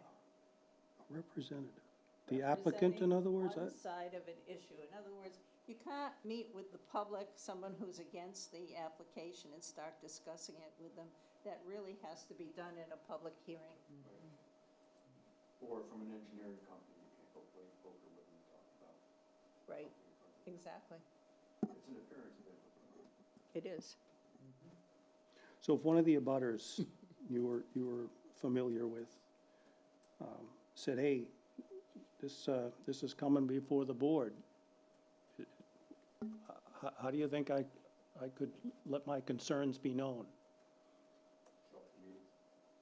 Yeah, I think you can reasonably say there will be a public hearing scheduled, you're welcome to attend, but I think the point that this is getting at, what I would say is the spirit of this rule is that you're not supposed to say, well, you can tell me and I'll bring your concerns before the board. Right, nothing's subjective. Mm-hmm. You can tell them what the procedure is, when the thing would meet, how they could express their concerns through an email or a letter, or coming to a public meeting, or. Well, that's what I thought you should be able to do, but this doesn't allow for that. Well, it's not exactly discussing an application if they say, hey, I have concerns, how can I make those heard? And you say, come to the public hearing that we'll schedule. Or send an email. If it's that general, then yes, that's right. But if they say, what type of things does the board even look at? How does the planning board work? Well, that's not talking about an application, that's talking about just the planning board. So you can say to someone, we look at applications and see if they line up with our land use ordinance, and that's not conflicting with any applications that Yeah. you're viewing. You're talking procedure there. You're not talking the subject of an application, the subject matter. Okay. I want to do a subdivision. What should I do? We're talking not. Right. Yeah, This- and, This if you would have be any- someone who knows that, who says, meets you, Ed, and says, hey, I know you got an application coming up regarding 123 Main Street, and Yeah. I want to take you out to coffee and have a conversation about it. You That you shouldn't, that's what that's getting at. Or somebody from the select board that I didn't know was a trustee comes up to me and said, no pressure, Nina, but we have an application coming up. I didn't realize you were a trustee. Don't ever do that again. That's fine.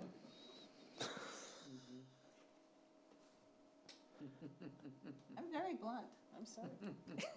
I can think of a member of the select board asking me a question about an issue that was coming up, but it was a general issue. It had to do with dock.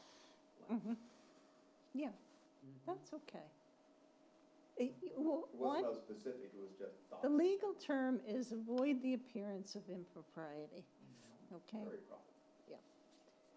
I had an applicant after a meeting come up to me and talk to me generally, and then he started to get into the application. I said, whoa, I can't do it. The planning board is different. We're not elected, but it's different than, Yeah. no offense, the tree committee, just what popped into mind. Okay. I think that elm needs to be looked at as a little different than, I think it's subdividing this piece of land and how to match up against the ordinances, and might we go to the state for appeal if there's an official capacity. Yeah. There you go. Really. You're all adults, you know what it means. Legally. No, I think that's a cop-out, Nina. I think that if that's if that's how we interpret these, is by saying, oh, go figure it out for yourself, you're adults, then this No, doesn't I'm serve the not saying purpose we're that. looking I'm for. not saying that. I think we need to be clear. I'm saying that you have a rational brain, and you can tell when somebody's trying to influence you on an application, and when somebody's asking about procedures. I think you can do that. Because I think that this sentence, which I think we're talking about this specific sentence, is quite clear. No board member should meet and discuss an application with somebody representing one side of an issue. So we would consider representing one side of an issue being either the applicant or maybe an abutter.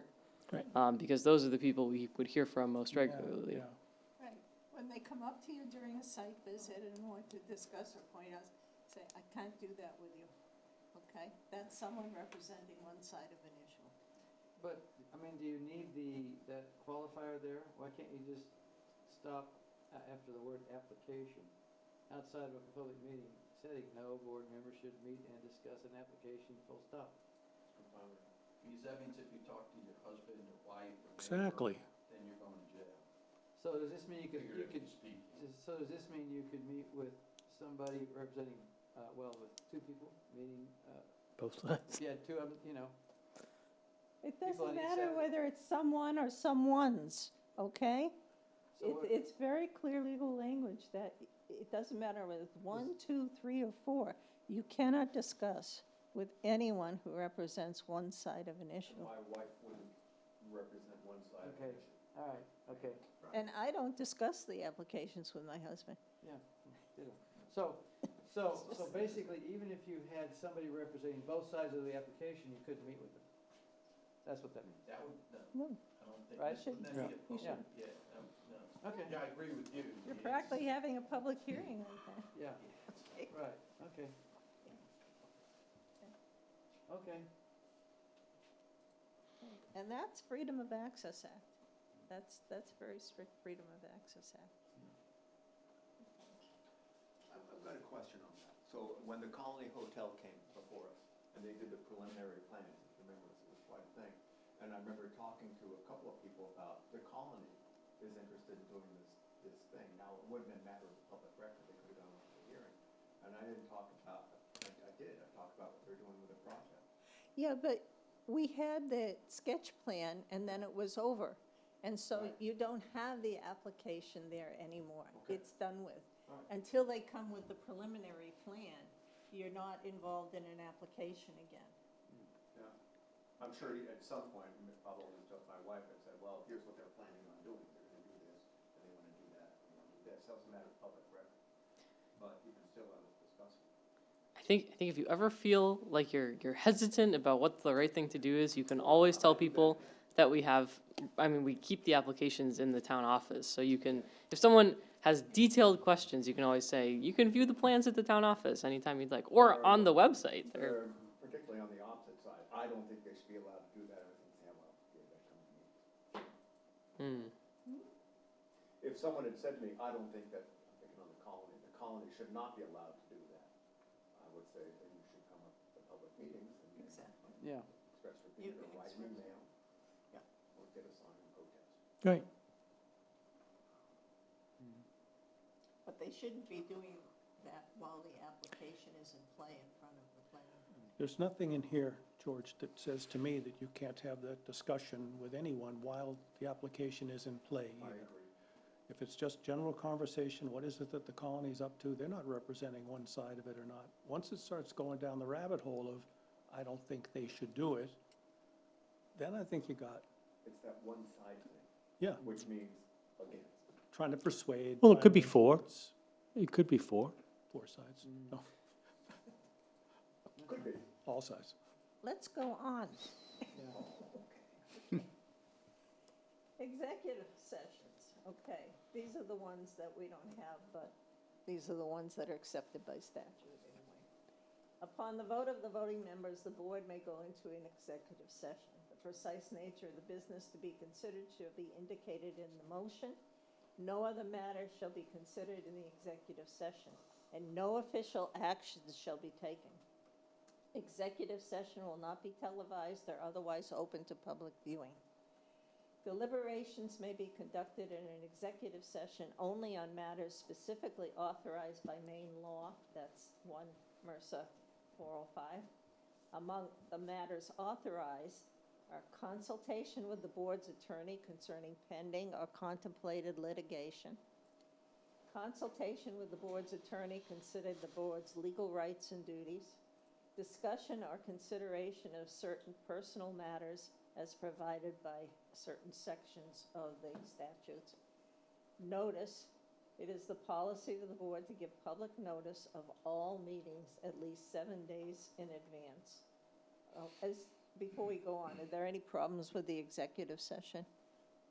There are only certain subjects you can bring up in an executive session. So this is executive session of the planning board, right? Yes, we So- don't, We've never had. we've never had one. So do we? It would be personnel matters or things like that. Do we need to clarify who would be included in the executive session? No, No, No? the only people allowed are the members. So. That's just, members would- yeah, It you don't need to, Members. it would only be the members, and maybe the attorney if they were involved. yeah. Okay. Yeah. All right. If there were litigation coming up, for example, you need to consult with the attorney, then those are confidential matters, and the board members can sit with the attorney and discuss them. Okay. Nina, you've made changes from what the current 405 is in this section on executive sessions. What's caused those? The MMA and the statutes, Specifically, can we go over what the changes are? I don't have it with me. Do you want to hold out and then I can come back to it? Would that only, does G only apply to executive sessions? So Yes. it's spacing, I think. I think G is separate, isn't it? Okay. No, No, G is G is part of executive session. executive. G, and then 1 and 2A through C Right, are under executive sessions. right. So an executive session has to have public That's notice? 7 days notice, is that what it says? Oh, no, that's. I don't know that's a what that That's a is. second G. See, this is my outlining. That's what, Right, so that should be an F, okay, that's what I'm talking not F, it should be an H. H. Yeah. No, the thing that caught my eye, and I don't know if there's others, but it used to say, upon the vote of 3/5 of the voting members, the board may go into executive session, and now it says, upon the vote of the voting members. And I wondered why that change was made. I was taking it, I think, from either MRSA 405 or probably the MMA. So does that imply you have to have unanimous vote? No.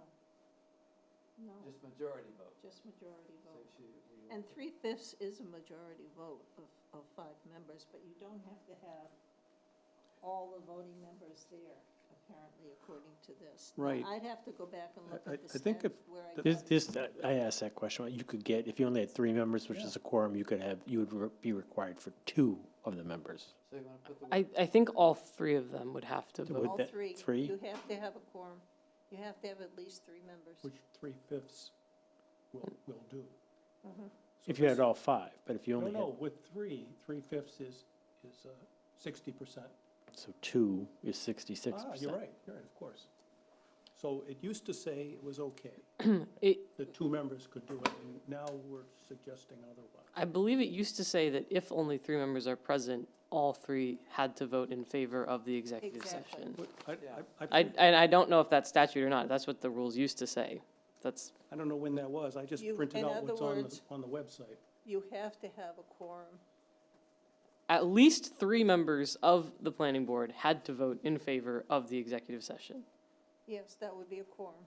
Yes. That would be a quorum. And if you go back to your voting, the voting that we talked about before, then you have to have 3, you have to have a quorum of 3.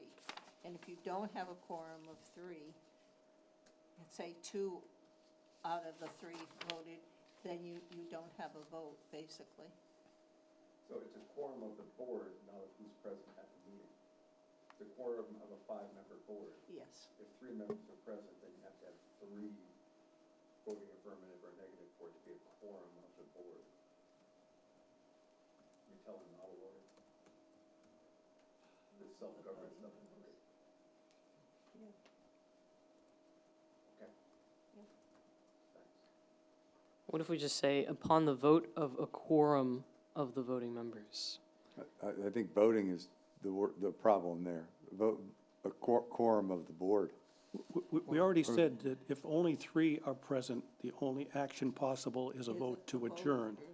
To adjourn, right, so you would not have a vote. So you wouldn't have only 3. You must have all Oh, 3 I'm saying votes. you only have, you can have 3, though. And this says that 2/3 is okay then. You don't have to have all 3, do you? Does Yeah, the well, all select 3. board, in the middle of a meeting, go into an executive session? No, it's usually held prior to the select board meeting. We have executive sessions, but we would go into that meeting, we would go to the executive session. Usually we would go into executive session at 5. Okay, Select board's at 6. So we would go into executive session prior to our meeting. so I could think, And then we come out of executive session and start the regular meeting. so there's a possibility the board might have 3 members show up and we have an executive session to discuss what our procedure would be? And whether we would continue to have the meeting or something for whatever reason? No, that's not one of the, No, an executive session usually would be that it usually involves something that you don't take minutes, you have a specific subject you're talking about, and there's usually a lawyer present because it's usually a litigation issue, or it's something like that. or personnel. A personnel issue, you go into an executive session. So it's not open to the public, and there's no minutes and all that. And we've never had one, so I'm out of my ken here. You vote to go into it and you vote to come out of it. Right. 3 voting members constitute a quorum for the transaction of business. If less than 3 are present, the only action is a vote to adjourn. So you have to have 3 members vote to go into an executive session. So suppose you have 3. How many have to vote to go into executive session? Can 2 of them, since you've got No. 2/3? Gotta be No. 3. It's Why? gotta be 3. Who says? Look, I just said it, No, where does it say it in the document that we're producing? right here, 4057, quorum. 3 voting members constitute a quorum for transaction of business. Right. So you have 3 voting members, they're there. 2 of them want to go into executive session. Is that enough? How about saying the permanent voting members? I think so too. You have to clarify. The which 3/5 voting members. did that, Not present voting members, to but. your point. What if we, how about, I will happy We to, can ask Amy. yeah, we can do some Which is research great. into this, because it might be a legal issue, it might not be, I I'm have just no questioning idea. because we've got an existing document that's been approved by the town, and now we're changing it, and I want to know why we're changing it. My understanding is, and we're gonna check it, but a quorum of the planning board is 3. Voting members, they don't all have to be No, no, unanimous. So if we approve something, we have to have 3 votes approving something, whether there are 5 people here, 4 people here, or 3 people here. Exactly. 3 is a quorum, but we can 3 vote to do something. If only 2 vote for it, it doesn't go. But executive session, at this point, the rules say otherwise. They say you need 3/5 of the voting members. So 2 out of 3 would be okay to go into executive session. We want to change that. We're Voting proposing to members, change But that. not members present. If you have 3 members, this is the question. If you have 3 members here, right, only the three of you show up. You have a quorum. You can conduct all the business you want. Let's say the 3, there's an executive session needs to come up. But you're not going to do this in the middle of a meeting for the most part. But the rules say you only need, 3/5 of your voting members to go into it. So if you've got 3, you got a quorum, you're in business, 3/5 would be 2, because that would be 66%. So that's the question on the table. Is it 3/5 of your 3 members in a working group, or is it 3 out of the 5? Or could one member of those 3 Because block? you could actually end up in a situation where you need to go into executive session and all of you don't show up. And then you're never going. If you think of what would you use an executive session for? It's, in the corporate world, there's different SEC, you know what I mean? Be political. When you go in executive session, right, Yeah. in the board of directors, but, that's the perfect example. If you're in a public meeting with a quorum, and that's 3, and then something comes up that causes you to wanna go into an someone gets up from the galley and says, I'm gonna sue you all because of whatever, or whatever. Whatever. Whatever. you don't want to be blocked from being able to go into an executive session because you need all three of All you. three. You want to have 3/5, which is two votes. Two. And if there's four people, then they. For yes, four you people, know, at four people, you would need three votes, It's and at smacked five, of you would need something three. like that. Exactly. And, So I and, think that's and sort I didn't of a want to just safety remove it valve. unless there was a reason that we could Yes. point to.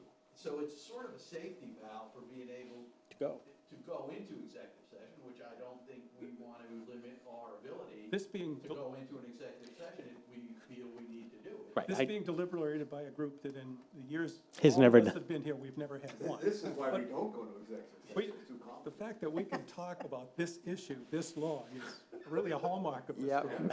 That's right. When you start, That's the subject about when you which I start don't know. editing things, and then when you start group editing things, then, Yeah. you know, it takes a long time. I mean, we can find out. I don't, to your point, it's not really been an issue for you guys, it has on the select board, but we can find out, and we can find out what the actual number And sure as is. I'm sitting here, we go and make this change, some other board is gonna look at this and say, well, you know what, the planning board changed that, maybe we ought to too. We should have an executive session. 3/5 to me means 3 out of the 5. Yeah, I mean, I Let's think get- that's It's not what it was says. Well, what if, Nita, let me ask you a question. If you had to go into an executive session, and one of you just kept not showing up, or you rotated who's not gonna show up, you're not gonna be able to go into an executive session ever. So is that the purpose that we're trying to do? You can never go into one? We just need to be I clear. think it's 3/5 of your quorum is all you need. Except, I think the way the wording was, I think they meant 3 out of 5. I don't know why you Because think I've that. never seen the. I What do think, you do on a board that only has 3 members? I think the legal requirement of this is something that we can probably find out with relative ease. So okay. I would recommend moving on Yeah, from yeah, this I would. section today, and we'll do some research and come back to it So next Nadia's time. going to We would advise. still have a planning board. Yes, Yes. we'll, Thank you. we'll find an answer and we'll advise. I don't think next the time. alternates would count. Find an answer to this, okay? Yeah, I okay. will ask the lawyers at MMA. Okay. Yeah, All right. that's I fine. will go back to the statute if I have to. I think I asked this at the, I did ask this question, not here, but when I went to my, and it came back 2. That's why I said yes. To my Really? credit, I knew it was a good question, I just couldn't. So, but we will find out for sure. All right, okay. Can I make a motion that we consider adjourning here at 5 minutes to 8? Okay, How much, Do we it have, looks like we're about halfway through this document, almost halfway through. and I will observe. we have a discussion on the motion? Okay. I will observe that we have made more progress tonight than we have the previous times we've done this document. Okay. But, What's your point? I'm fine, with continuing this discussion to another point in time. We'll continue to make progress. I think we'll start to be, not as fresh as we continue. Okay. Start with, So I will second that motion. start with G turned into H? Yeah. Yes, okay. And we have a vote on the motion, A voting to adjourn? Madam Chair? Oh, sorry. Yes, I'll vote to adjourn. So do I. Adjourn, yeah. Adjourn, okay. Yes? Thank you. Okay, thank you. Nadia, thank you for your help. Yeah.